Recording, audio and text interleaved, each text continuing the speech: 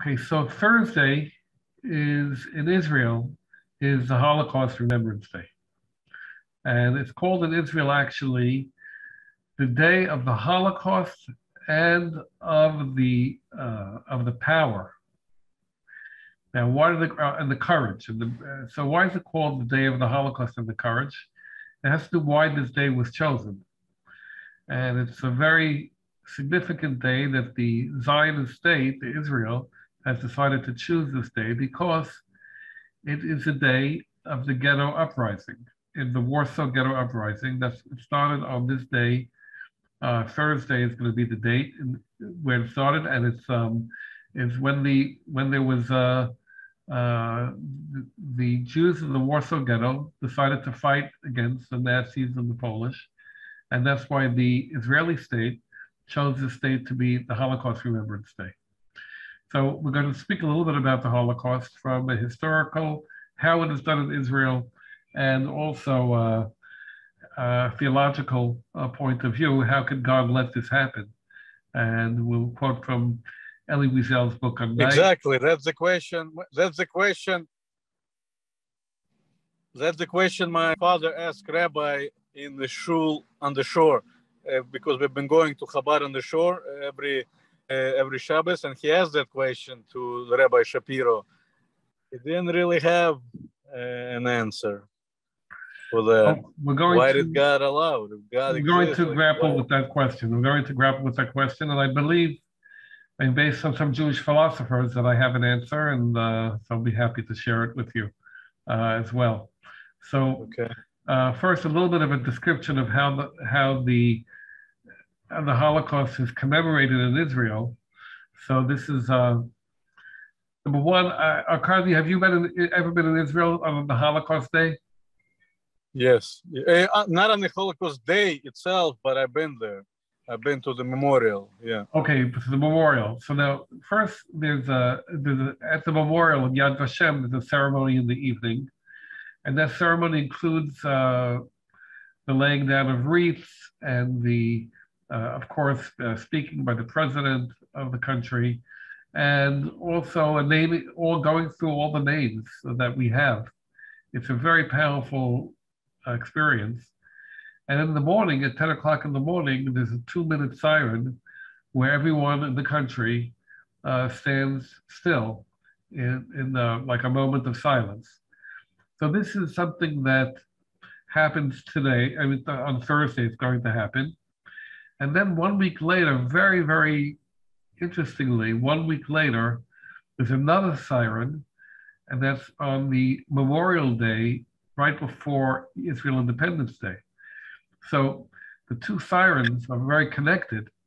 We have the siren remembering the 6 million dead, and then another siren 1 week later, almost a little less than a week later, remembering the fallen of Israel that fought in the war. And it's interesting because many of the refugees from the DP camps that were throughout Europe, the displaced person camps, the refugees, many of them who came to Israel were put right into the war. And it's really the ideas from the Holocaust to the independence of Israel. Some Jewish people went through that experience. Also on the radio throughout the whole day, there's survivors talking, their children, people who, in Israel, it takes over the whole television and radio. It's a very national day of remembering the Holocaust and the events that happened around it. And it's a very powerful day, I have to say. It's a hard day. It's not an easy day, but it's very powerful. And also, the Yad Vashem every year chooses a theme to think about during this particular Holocaust Day. And this year, the theme is about the brutal transfer of Jews all over Europe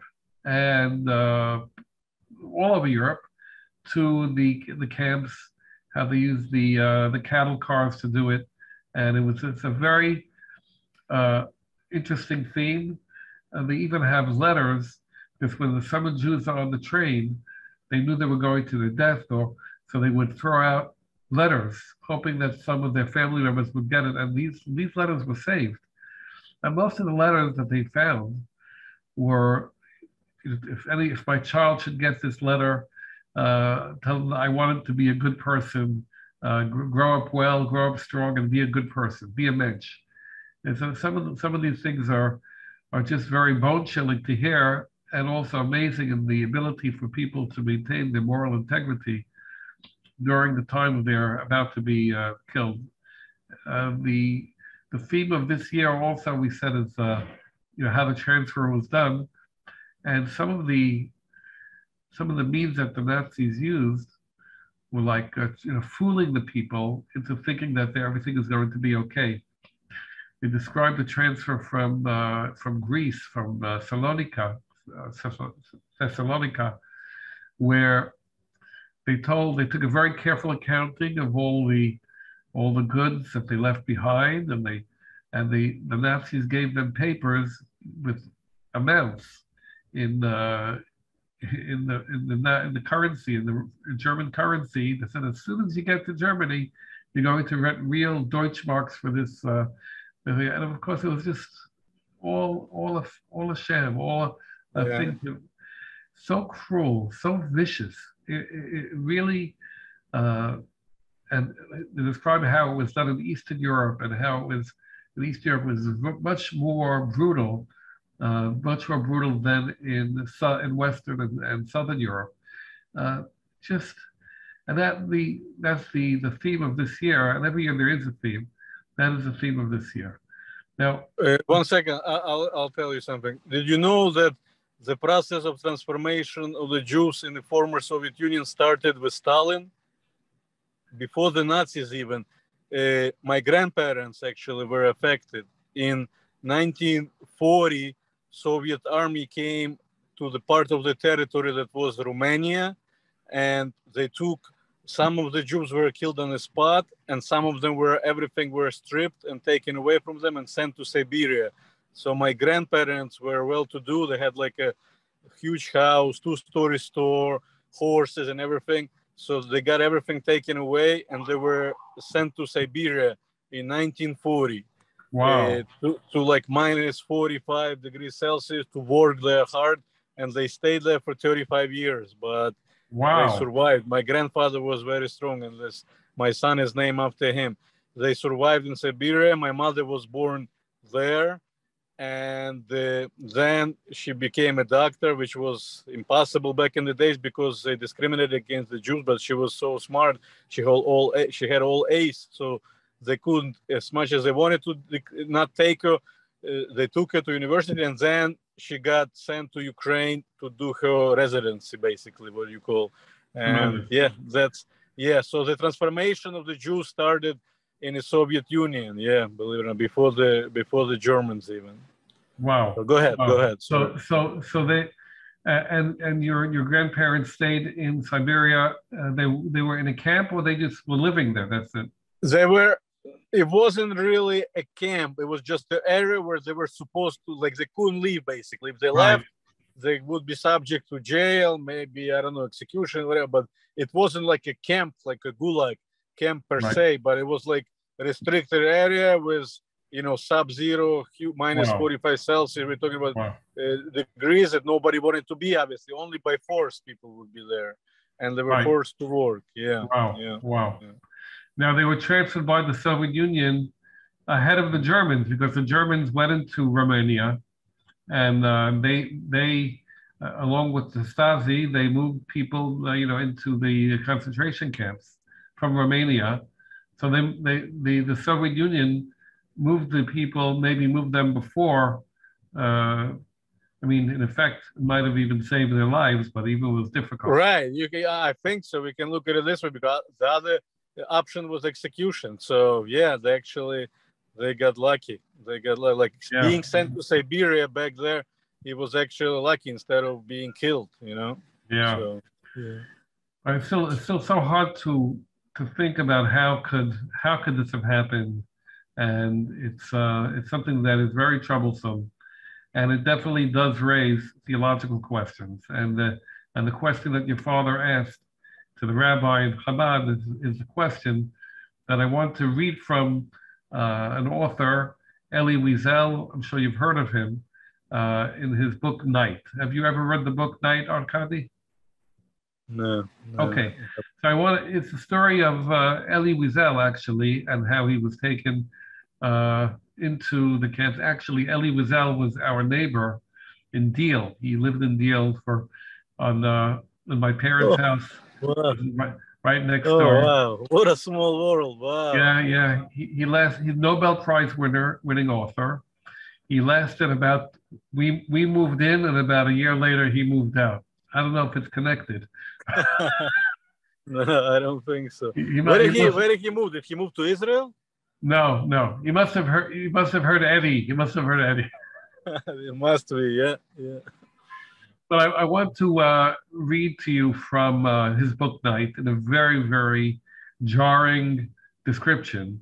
And he asks the same question in a way that that is it's your father's question, but he gives a very interesting answer. I'm going to have two explanations of that answer. So, in Elie Wiesel's book Night, right, he describes he's a Jewish teenager, and he was a student of the Talmud, and how he was sent to Auschwitz, and then in one scene, that's really a pivotal scene in the book.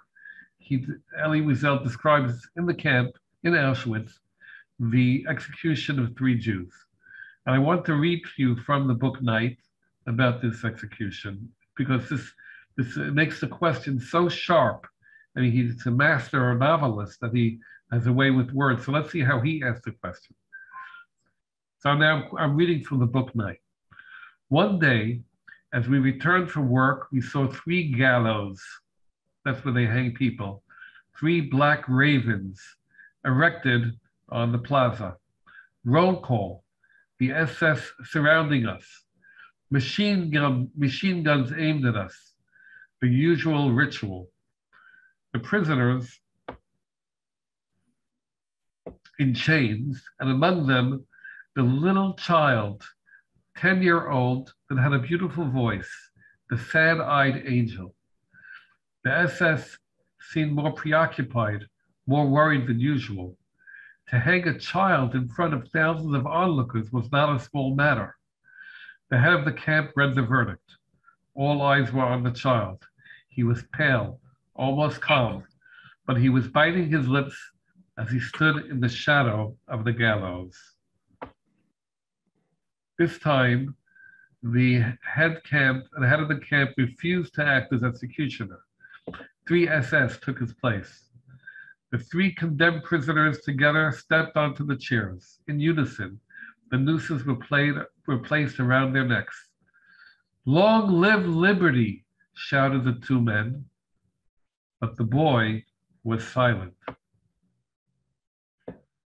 Where is the merciful God? Where is he? Someone behind me was asking. At the signal, the 3 chairs were tipped over. Total silence in the camp. On the horizon, the sun was setting. Caps off, screamed the commander. His voice quivered. As for the rest of us, we were weeping. Cover your heads. Then came the march past the victims. The 2 men were no longer alive.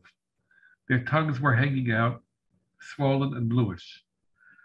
But the 3rd rope was still moving. The child, too light, was still breathing. And so he remained for more than half an hour, lingering between life and death, writhing before our eyes, and we were forced to look at him at close range. He was still alive when I passed him. His tongue was still red, his eyes not yet extinguished. Behind me, I heard the same man asking, "For God's sake, where is God?" And from within me, I heard a voice answer, "Where is he? This is where. hanging here from the gallows. So here you have Elie Wiesel asking the question that has to be the question of the Holocaust. It is the question that basically says, how could God have allowed this to happen? If God is a merciful God, this event has to rip that idea from our minds. How could God allow this cruelty, this insane, irrational cruelty to man? I mean, this is just one small example, very small. The cruelty knows no bounds. And you know, we've all heard and read stories about the tremendous cruelty. So the question is there very, very forcefully, and it's something that cannot but bother us. So my answer, and it's an answer that I've believed for many years and have taken from various Jewish philosophers, from Eliezer Berkowitz and from Dennis Prager, is the following answer. And this is the answer that I believe in, and I'll be happy to hear either, be straight with me. If you don't like it, it's also good to hear, criticism and opposition, because this way it helps me refine the idea. God created man, and man, to be really man, has to be able to do evil. And has to be able to be good. If God would force man to be good, or to be anything, basically, then man is not man. Man is something else. Real human, to have real man, has to have total free will. And that means that even the will to do evil is something that God suffers through but allows. And that's the basic idea of God's decision in making man. There's a philosophical question in our times: does man have free will or not? Or is he just a sum total of all the causes, psychological and otherwise, in his makeup? Judaism believes very, very clearly that the unique aspect of man, as opposed to any other being, is that man can decide how to behave. Animals, trees, inanimate objects, rocks, they behave as their nature deems them fit to behave, and they don't have a real free will. Man can decide whether to act or not act on his impulses. Animals don't decide that. So in order to have real man, God allows man to be evil or good.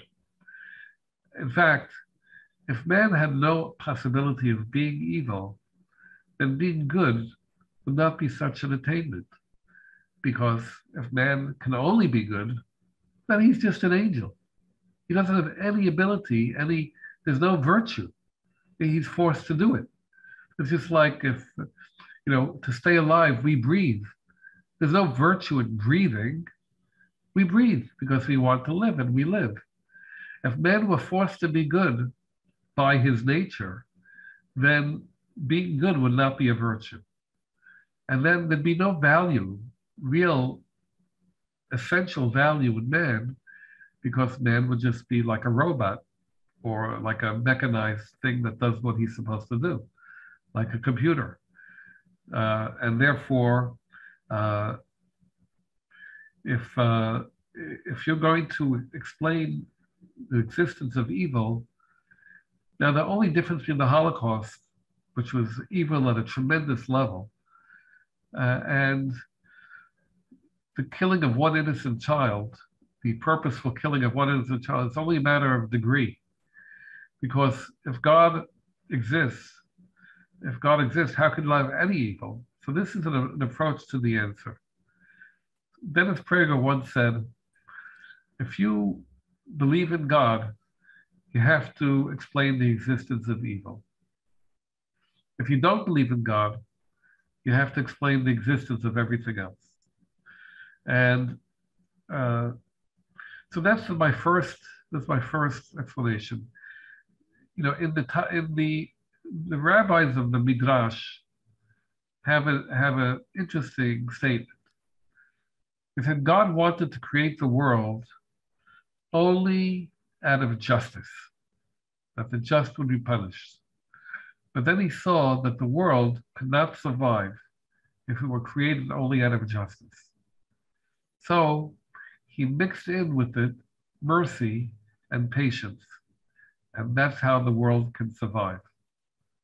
On the other hand, if the world cannot survive because of God's justice, if there's too much patience and tolerating evil, then the world will not survive because of man's evil.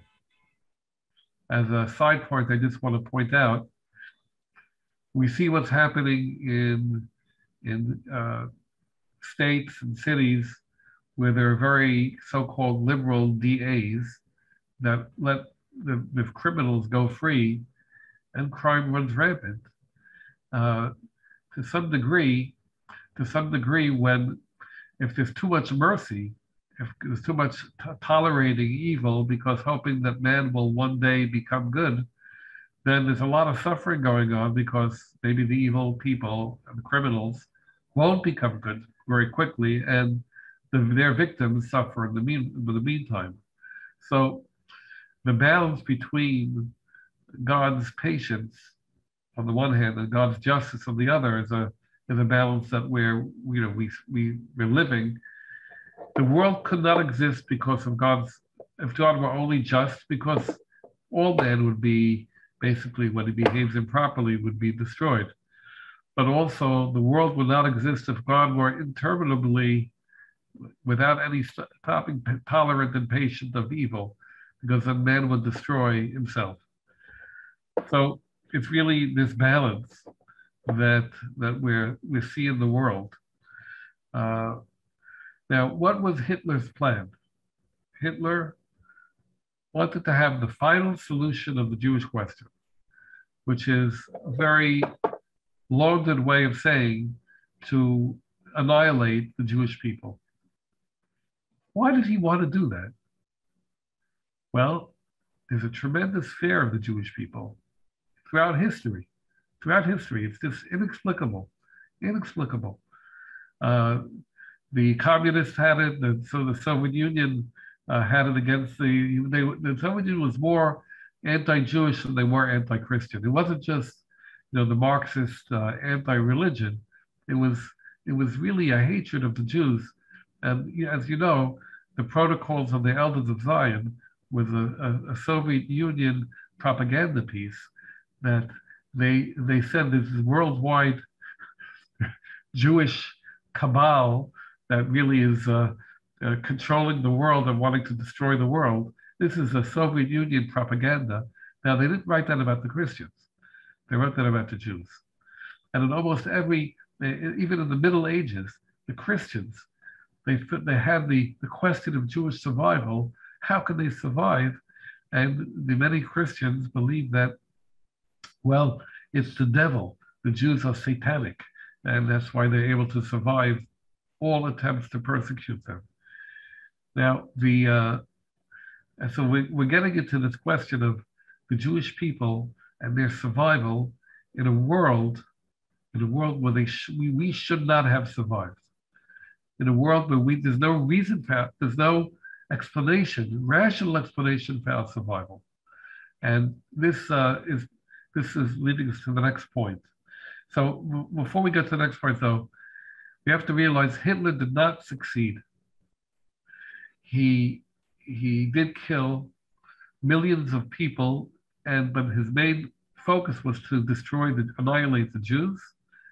And here we are, Jewish people, 80 years, 90, 85 years after his attempt to destroy us, here we are existing, and the Nazis are not existing. And even though there are neo-Nazis all over, they have, this is we are still existing, and so possibly, uh, God did intervene. Where was God in the Holocaust? It was a balance between letting man be evil, but not letting man destroy himself, but not letting man destroy the Jewish people. And I would like to give another reading of the Elie Wiesel story of the hanging. When we read that, we think, okay, what Elie Wiesel is saying is that God is dead. Basically, what Friedrich Nietzsche, the German philosopher, who had the idea in his book, The Genealogy of Morals, said that God is dead. In other words, the morality that is based on a God-based morality no longer has any sway with people. A lot can be said about Nietzsche's philosophy and his antagonism towards Jewish morality. Nietzsche believed that the Jewish Christian morality that made the world, that exists in the world, was really slave morality by conforming. Of course, we believe otherwise. So at the end of the day, I want to explain the issue of the boy hanging. It's not that God is dead, because the boy in the story, the part of the story that Elie Wiesel chooses to tell us, the boy is still dangling between life and death. The boy is not yet dead. So when the voice inside Elie Wiesel said, "There is God, he is hanging on the gallows," he's really, could be, I mean, it's my interpretation, I've never heard it anywhere else, but he could be saying that God is powerless.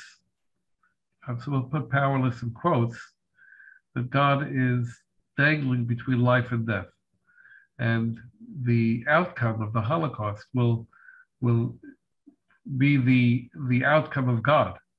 Well, the outcome of the Holocaust is that the Jewish people survived, we survived, and Hitler's plan was thwarted, and that's the outcome. Now, I want to pause here if you have any questions or comments, Arkady. It's an important section that we just did. So if you have anything you'd like to ask or to disagree, feel free. No, it's interesting viewpoint. Yeah, it makes sense to me actually. That yeah, man, good and bad, and they're allowed to do evil, and that's what we saw in the face of Hitler. And it's not like God has a magic switch where he can like stop it, But he could. So, he could. But then man wouldn't be man. No, then right, then man wouldn't be man. God can intervene at any point, but he decides not to. And this decision not to is a decision to allow man to be. And it's a tough decision. Well, Arkady, I don't know, did you ever teach one of your, I don't know, you ever teach anyone to ride a bicycle? Or maybe a nephew or something like that, or? Maybe, yeah, small kid, yeah. Okay, well, when you'll teach your son, right, God willing, to ride a bicycle, right? Yeah. it's a little ways off, but you know what you'll do? You'll let him.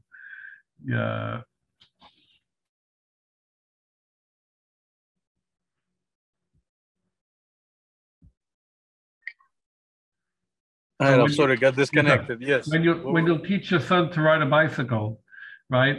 At some point, you'll run behind him and hold the back of the bicycle, and then you'll let go. Yeah. And why do you let go? Because if you don't let go, he's never going to learn. Yeah. Right now, when you let go, he might fall. I probably will. You try to catch him, but you might not. But basically, what God does with man is he lets go, and because he wants man to really be good on his own. Mm. If you're forced to be good, then you're not good. So God can stop, but God holds himself back. He makes himself powerless as a decision to be powerless, a decision to hold back, a decision to to let man be in order to allow man to grow by himself. So God is actually, in order to be to allow man, he has to be absent. So Yes. this goes for everything. Like there is no tipping point, right? What if it wasn't 6 million Jews? What if it was, how many were we back then? 10, 15 million total around that time? I'm not Yes, sure around exactly. 13 million, that's fine. Right. So what were we about to be extinct? Like what were they, if they're killing, 12 million, Right. 12 and a half? What about would nuclear the point? war? Yeah. Well, it's hard to know. I mean, thank God we didn't get to that point. Sure. But it's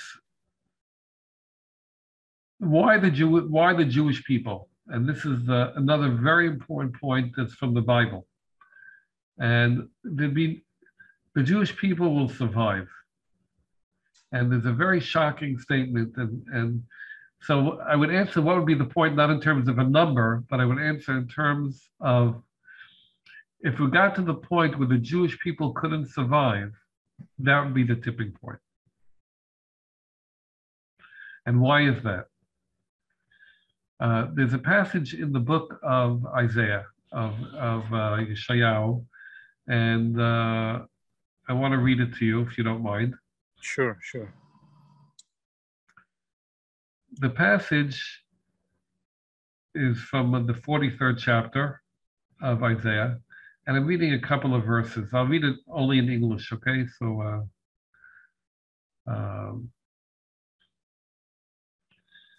all the nations assemble as one, the peoples gather. Who among them declare this? Foretold to us the things that have happened. Let them produce their witnesses and be vindicated, that men hearing them may say it is true. My witness, God is telling the Jews, my witnesses are you. You are my witnesses, declares the Lord. You're my servant whom I have chosen, to the end that you may take thought and believe in me and understand that I am he. Before me no God was formed, and after me no God shall exist. None but me, the Lord, beside me none can grant triumph. I am foretold the triumph, and I thought I brought it to pass. I announced it, and no strange God was amongst you. So you are my witnesses, declared the Lord, and I am God. In short, in this passage, through the prophet Isaiah, God is saying the Jewish people are the witnesses to God's survival, to God's existence. You are my witnesses, and I am God. The rabbis in the Midrash say, if you are my witnesses, then I am God. If you are not my witnesses, then I am not God. The survival of the Jewish people, powerless as we are throughout history, except in the modern state of Israel, cannot be explained through power politics. In fact, most of the world runs on power politics. The strong are triumphant. Those less strong are not. Only one nation survived without power. And that's not power politics. That's faith politics.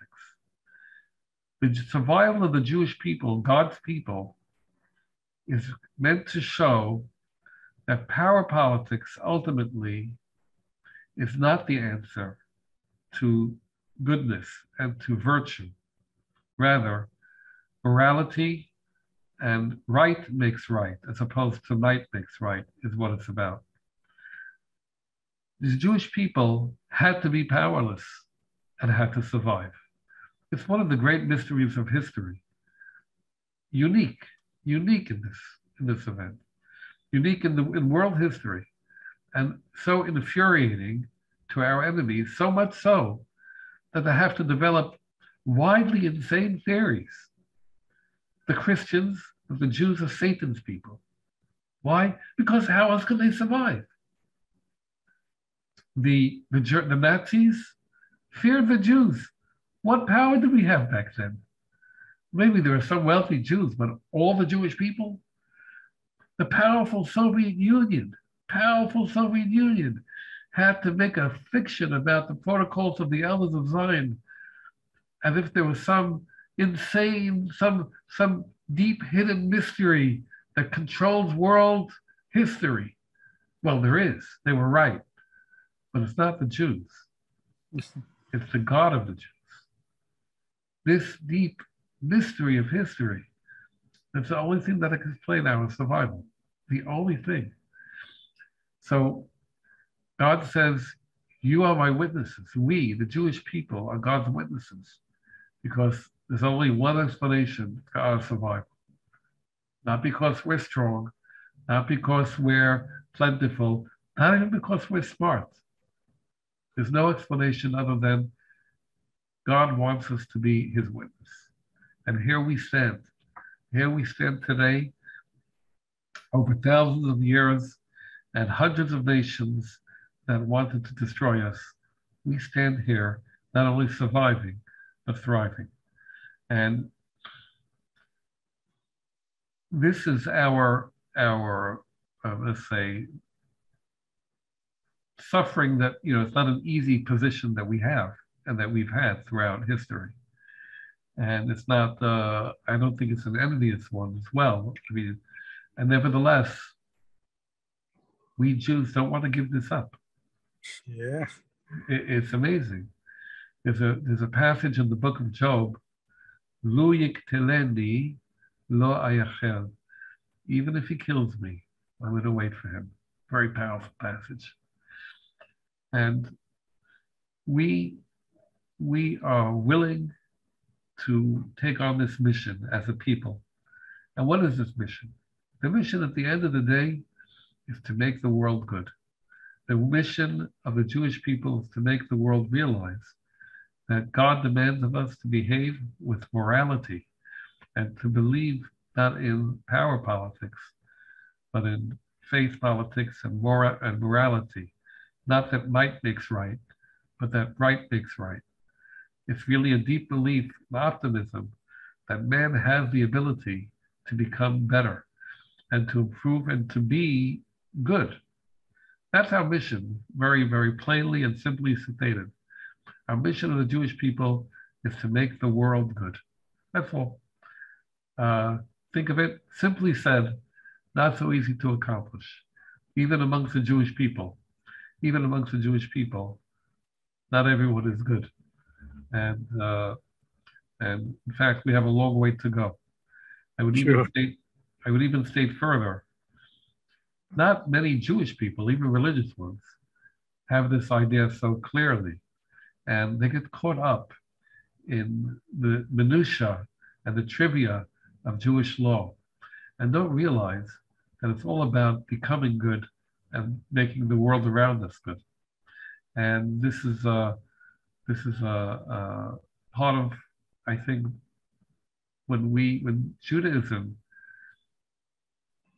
digressed and became a religion as opposed to a way of life, when Judaism became something to be practiced, not something to be lived, but it became only a form of worship, and not a form that infuses every action and thought of our lives, then Judaism is not doing its job.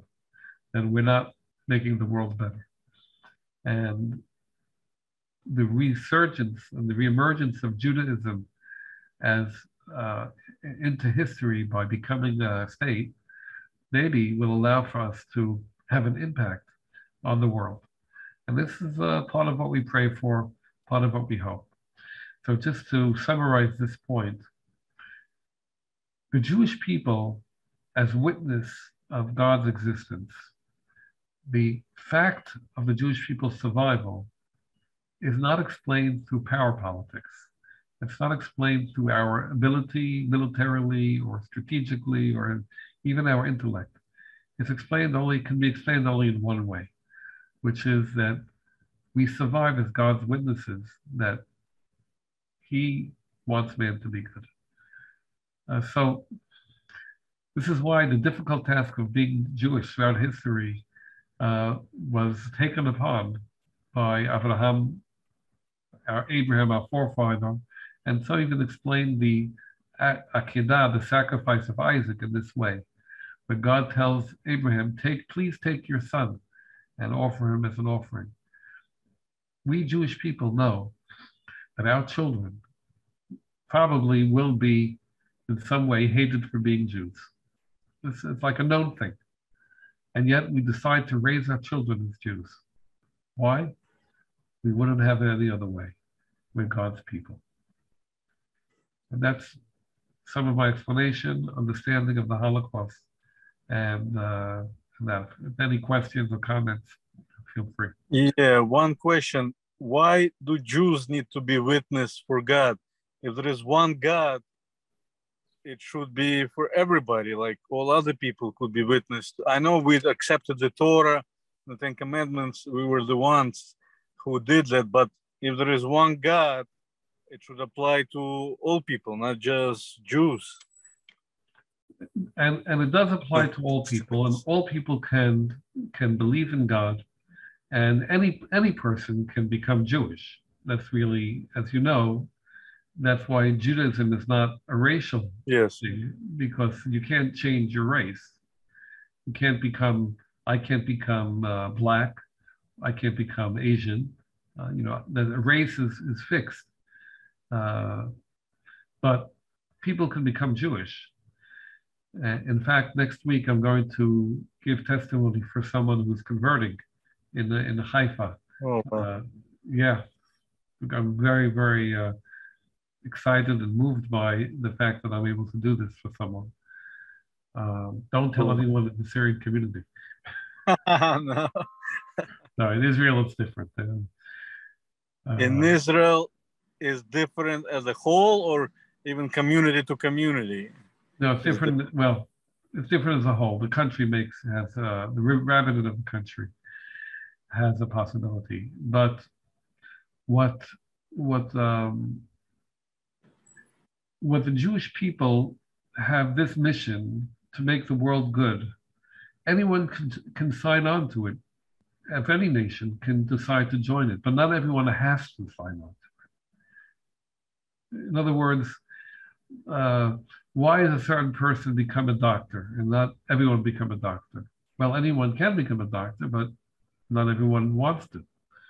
So it's the people that God chooses, but also the people that choose to be part of this mission can join.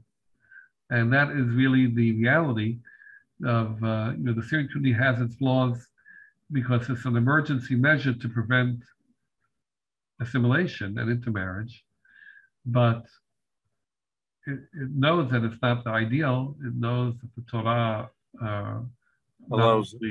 not only allows for conversion, but also says that you have to love the convert, because you were converts in Egypt. You were strangers in Egypt. So it's a kind of a stopgap in the Syrian community and other communities that have made that decision. But really, anyone can take part in this mission, but not everyone has to. The Jewish people have to. If you're born Jewish, you're part of the mission, like it or not. I mean, it's the way that is. But if you're not Jewish, you can be part of the mission if you decide to be, but you don't have to be.